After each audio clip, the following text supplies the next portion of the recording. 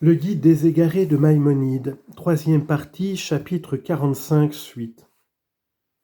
Le temple devait toujours être gardé, et on devait faire la ronde alentour pour l'honorer et le faire respecter, et afin qu'il ne fût pas envahi par les profanes, les impurs, et ceux qui sont dans un état de malpropreté, comme on l'exposera.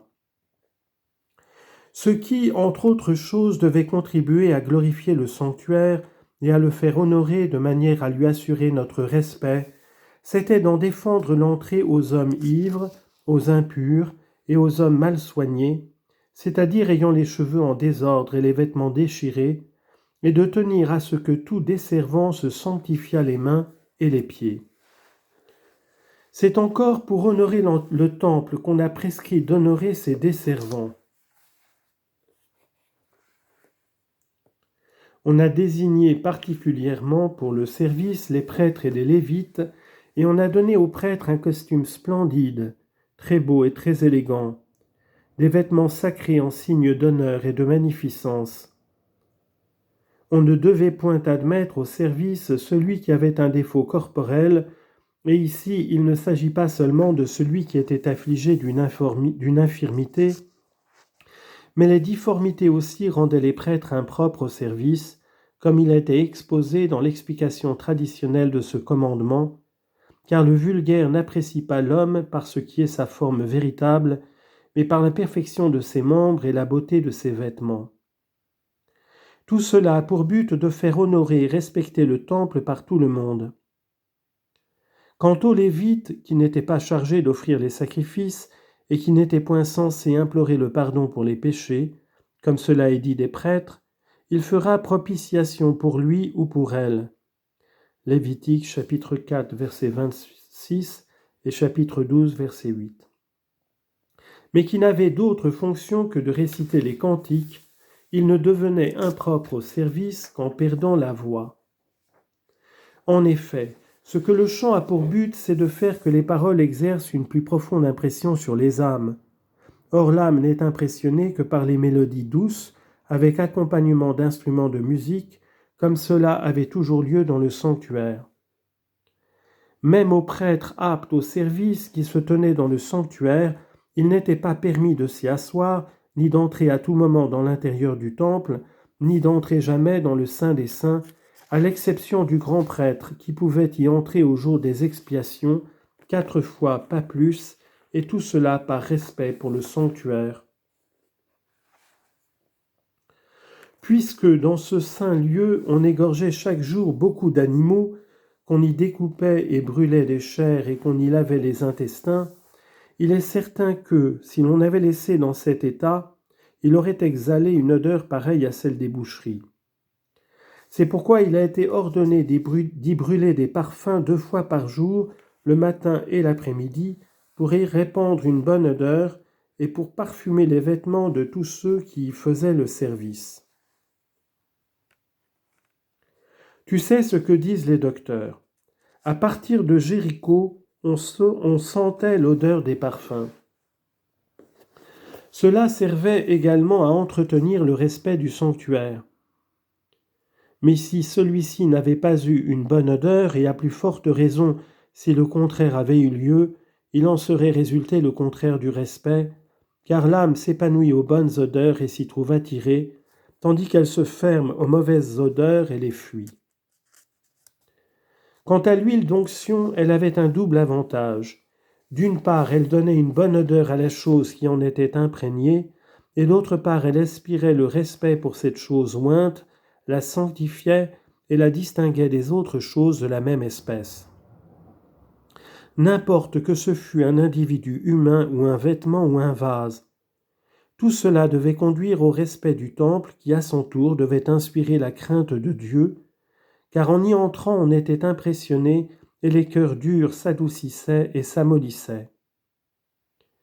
Et c'est pour les amollir et les rendre humbles que Dieu, par ses décrets lointains, a usé de toute cette sagesse prévoyante, afin que, par la fréquentation du temple, ils devinssent accessibles aux préceptes divins qui nous servent de guide et parvinssent à la crainte de Dieu, comme il est dit clairement dans le texte du Pentateuque.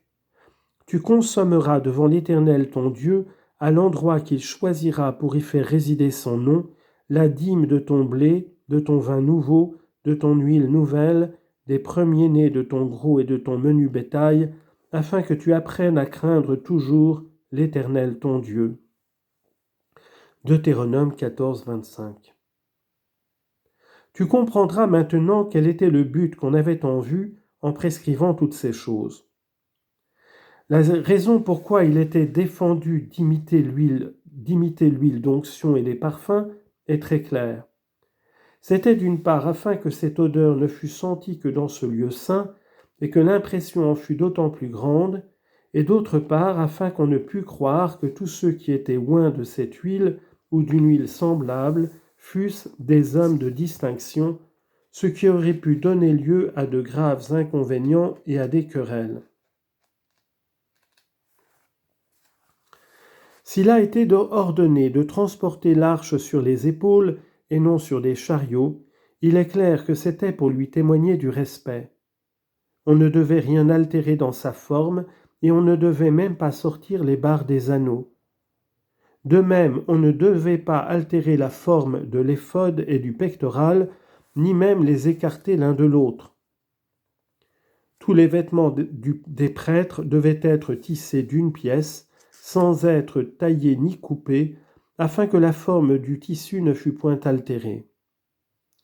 Il était interdit aussi à chacun des serviteurs du sanctuaire de se charger des fonctions des autres, car lorsque les fonctions sont confiées à plusieurs personnes, sans que l'on assigne à chacune une fonction particulière, il arrive que tous les négligent et se relâchent.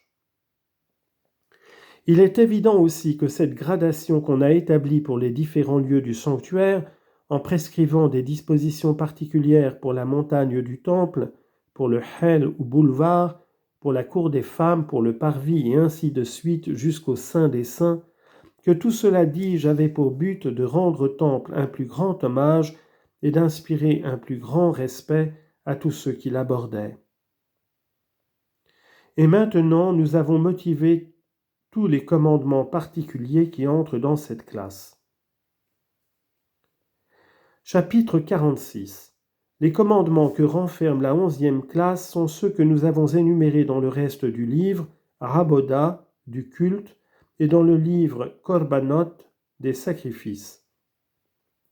Nous avons déjà parlé de leur utilité en général, et maintenant nous entreprendrons d'en indiquer les raisons en détail, autant que nous avons cru les comprendre. Voici donc ce que nous disons. On lit dans le texte du Pentateuque, selon l'explication d'Onkelos, que les anciens Égyptiens adoraient la constellation du Bélier. C'est pourquoi il était interdit chez eux d'immoler les brebis, et ils avaient en abomination les bergers, comme il est dit, « C'est l'objet du culte des Égyptiens que nous immolerons. » Exode 8, 22. Car les Égyptiens ont en abomination tout pasteur de brebis. Genèse 46, 34. De même, certaines sectes des Sabiens qui adoraient les démons croyaient que ceux-ci prenaient la forme de boucs. C'est pourquoi ils donnaient aux démons le nom de boucs. Cette opinion était très répandue du temps de Moïse notre maître, et afin qu'ils n'offrent plus leur sacrifice aux boucs. Lévitique 17, 7. C'est pourquoi ces sectes aussi s'abstenaient de manger des boucs.